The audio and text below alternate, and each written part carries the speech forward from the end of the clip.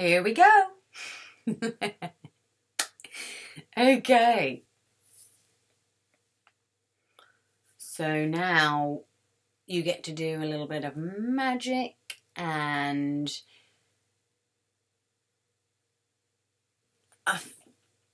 some protocols that will really nourish this new energetic relationship that you have with money.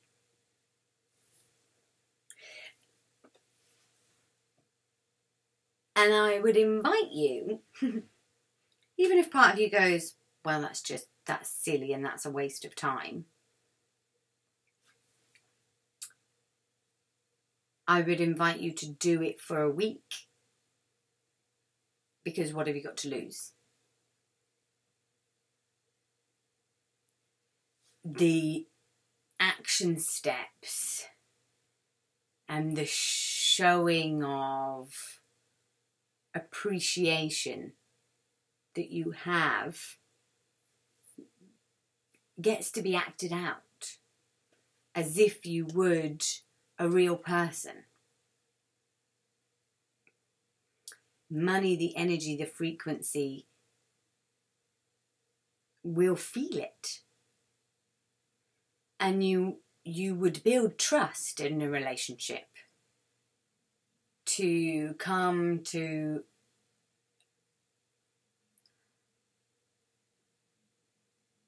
take the next step in, let's say, a romantic relationship, move in together. There needs to be trust. So if money's going to buy you that house, you want money to trust you. You don't want to be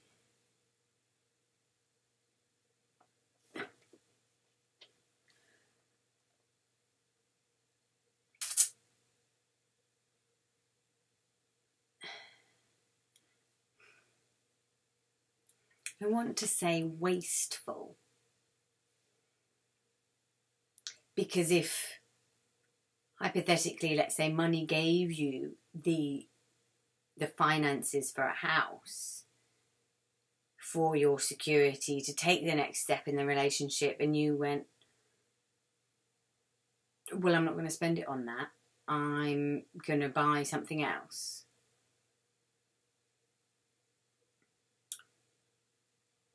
Or suddenly it went on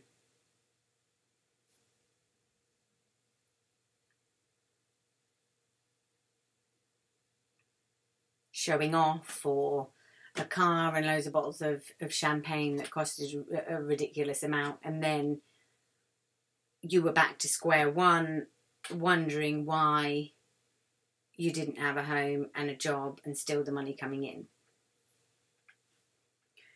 So building this relationship is really important, because you need to have that trust there.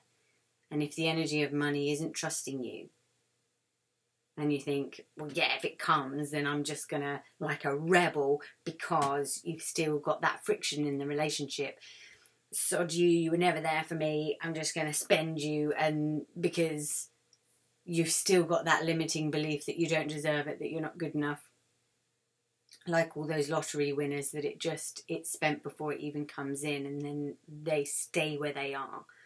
The purpose of building this relationship with money is that it trusts you. So it comes, and that you say, I've expanded my container to hold this. I've got this business idea. These are my plans, money. This is what I'm going to do. I want to make impact in the world. How do you want to change society? Go over your ideas with the spirit of money. Talk to it out loud and say, do you think this is what I should be doing? What do you think? And let your own wisdom find the answer that drops. Do you get an expansive feeling about the idea? Are you not sure? I'd say if you're not sure and wobbly and contracted, it's a no. If it's your joy and it's expanded, then yeah. Yeah. But you will need to take the action steps that money is calling you forward for. As we do this work, more opportunities and things will be coming into your vortex for you to do. And money will be presenting you with ideas, new contacts, whatever it is. And if you get a contraction that's fear-based, that says, okay, well, I've just, the universe has aligned this job interview for me, but I haven't done an interview for ages, and I'm just really scared, and I'm full of fear and full of contractions. So that's a contraction. So that's a no, isn't it? So I shouldn't go. And then you've got yourself holding you back, and it's like you're in the relationship with money, and money goes, "Do you want to come out on a date?" And you, we're going dancing in the moonlight by the beach or something, and you go, "Oh, well, I can't dance, so I'm not going to go." And you let money down and you stand money up because of fears and insecurities. So if money presents you with things to do, let's say you've got new leads and you've got to ring people that you don't know. You've got to, and you go, "Oh, well, I'm terrible on the phone and I never know what to say, and oh, I can't do that." Then say, "Well, money, will you help me in this new relationship? Thank you for giving me this opportunity. I'm going to push through any silly fears and I'm going to do it. I'm going to step into the alter ego version that would do those things, that would easily call up those people, that would be able to speak to executives, that would be able to speak to other millionaires, knowing that they're on the same level."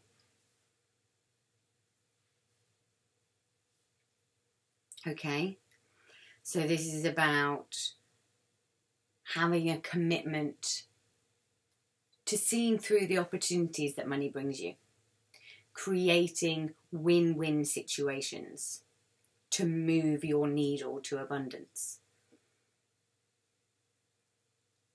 And money will be chucking you things in, and you've got to go at it with excitement. And I would say, if something gets presented, do it immediately. If fear comes up and you think, "Well, I can't ring that person," or "I can't do that," or "Oh, I can't go to that meeting," do it that instant. Pick up the phone, ring them right there, right now, do it. If you think, "Well, I can't just walk into that office and ask to have an appointment," yep, you can. Do it. Do.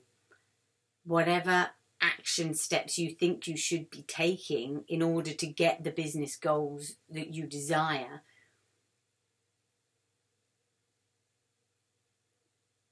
do 10 times that. This is now your yes phase of going, yep.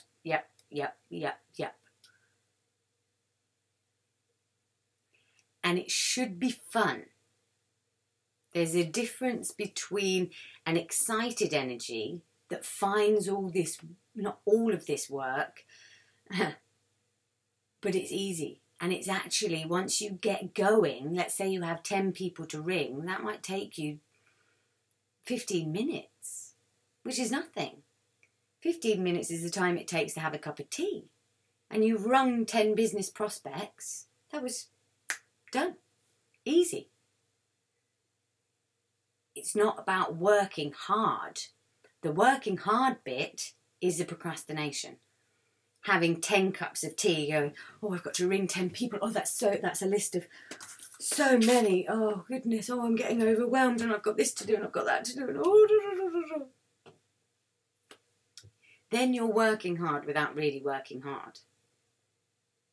If the mindset is, "Oh, that's easy. That will take me 2 seconds. If I do it now, then I'll have a cup of tea."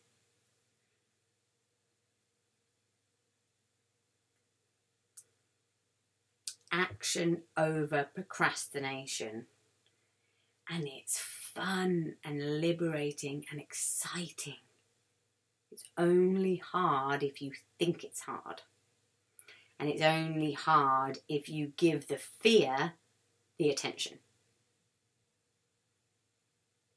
Are you giving fear the attention, or are you excited alter ego mode?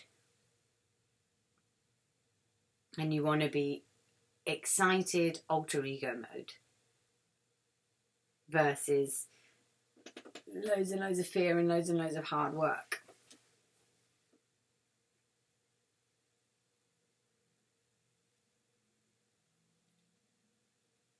Time is the other one. Is time an excuse for you? Do you keep telling yourself, oh, I've never got enough time? I did this when I was mama of baby, running household, being entrepreneur, being my own cleaner, being my own gardener, being my own website maker, being my own designer, being my own accountant, doing all the jobs. And I definitely had some time demons to get over. Nobody else has got a baby to look after. Everyone else has got so much time, and I've got to cook and care for and look after this baby. And I'm really challenged with being present with this baby while my head is on business and ideas and making money, because I want to make money to have my nest and my baby safe and secure. So I was really challenged with overcoming the time aspect and flipping it and understanding that if I was in flow, then I became the creator of time. And if I was in the present moment, flowing with excitement, with elevated emotion, with fun, with glee, and with that knowing that I was already successful, then I became the creator of time. And I had all the time that I needed, and things I didn't even notice. Things were just happening and flowing and easy. But it did take me a while to get there, and I was like retraining the mind that went, oh, I don't have enough time for this. Oh, the pressure. Oh, the stress. Oh, the contractions. Oh, the fear. But having this new relationship with money and going, you're helping me, aren't you? I know that you're around me and you're helping me and you're with me and that you are there for me, that I will always have enough. That no matter what, it's my mindset that matters. If I look at the bank account one day and it's completely minus and I think, well, what are we going to eat next week? I go, something will show up. The family will feed us, or, you know, I just suddenly get given loads of food and next door's grown tomatoes, and then suddenly there's not marrows, but butternut squash and lots of things, and I was suddenly like, oh, well, okay, perfect. All these gifts are coming, and I don't actually have to spend anything. And it was all those little things suddenly slotted into place, and I came into that trust of, wow, thanking money every day for helping me. Thank you. You are there for me. I do trust you. We've got this. We will be okay. There are always win-win solutions and situations. Something will come up. A loan, an opportunity. I don't know what, but I trust money that you're there for me.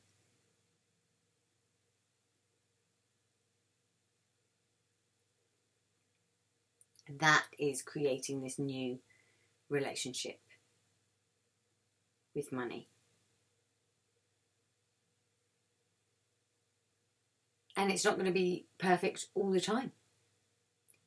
You might find one day that you're really angry with money and you're like, no, well, for some reason today I just don't believe you. And no, sod you, I'm riddled with fear and I'm so worried about, what we're going to do. And I've lost trust and I've lost faith and I just feel sick and horrible and petrified. You can express that. Like all relationships, they're not going to be whining and dining every single moment, happy and glorious. But you know that that is what you're working towards. And moving away from the lack of communication that you had before.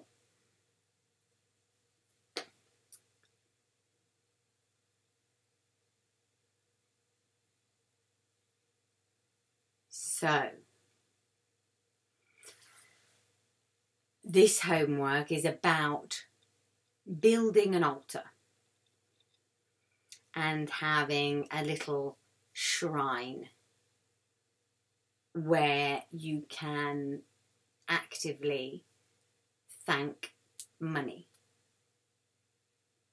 and work on this trust and work on this communication and work on this new relationship. So I would like you to either make or buy or choose an ornament in your home that you can use to represent the energy of money. Perhaps it's a statue of a goddess. Perhaps it's something gold. Perhaps it's just, something that you like a little cup that you're like, my goblet's full and this represents the spirit of money. Okay, so find a statue, a thing, a solid object to represent the energy of money. And then find an area in your home or on the floor or by your bed and lay out a little cloth. So it could be, find some material, something like a tea towel or a piece of material, perhaps it's a pillow or a towel or something, a piece of material like that. Okay, and lay that over a table or just lay it on the floor, perhaps in the corner of a room or in your bedroom, somewhere really special. Find a really nice place where you're going to come across this altar. And lay your bit of material down and place your statue that represents money on the material. Other things that I would like you to place on there is something sugary. Chocolate's a different bit of a difficult one because it can melt, but whatever sweet thing you would like to put on there is up to you. Again, you don't want to attract vermin or mice if it's on the floor. It depends where you live. So, use your common sense when it comes to this. Perhaps use sweets that are in a wrapper or bar or something sugary that's in a bar, that's in a wrapper, that, if you're worried about vermin, that it's a closed wrapper. Instead of sprinkling biscuits all over your floor, you might find that the biscuits are gone. But essentially, using your common sense, decorate your altar with something sweet, and the sweetness is to feed the spirit of money. It's an offering to the spirit of money. So it's you saying thank you for the abundance coming to me. You offer the sugar to feed the spirit. And before you put it on your altar, blow in thanks. So let's say that this is your something sweet, you blow in gratitude, because your breath is the life force, and you put it on your altar. Okay?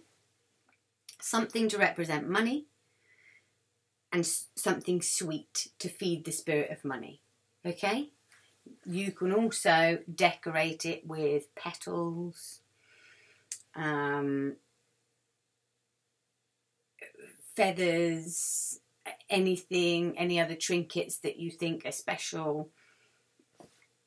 But you must blow in thanks to whatever you put on your altar, and you can create an absolutely beautiful shrine for money. And for the next week, I would like you to pick up your object that represents money and speak aloud, thank you. Thank you for growing our trust and growing our relationship. Thank you for being there for me. Thank you for coming to me. Thank you. And just speak your thanks and your praise out loud. Thank you. Thank you, thank you, thank you, thank you, thank you. Thank you, money. Thank you. Okay? As a beautiful, beautiful practice.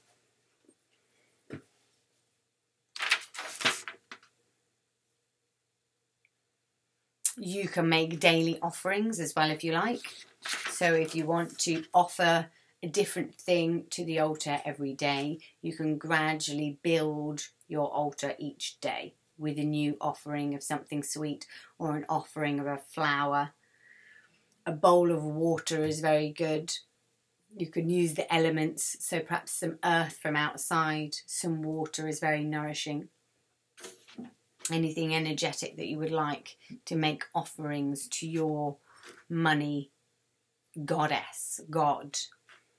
Okay? And tell money that you're grateful for it every day. Okay, the next part of the practice will be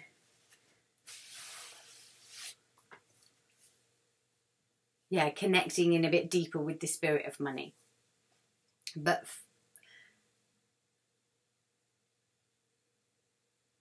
the main thing is to give thanks.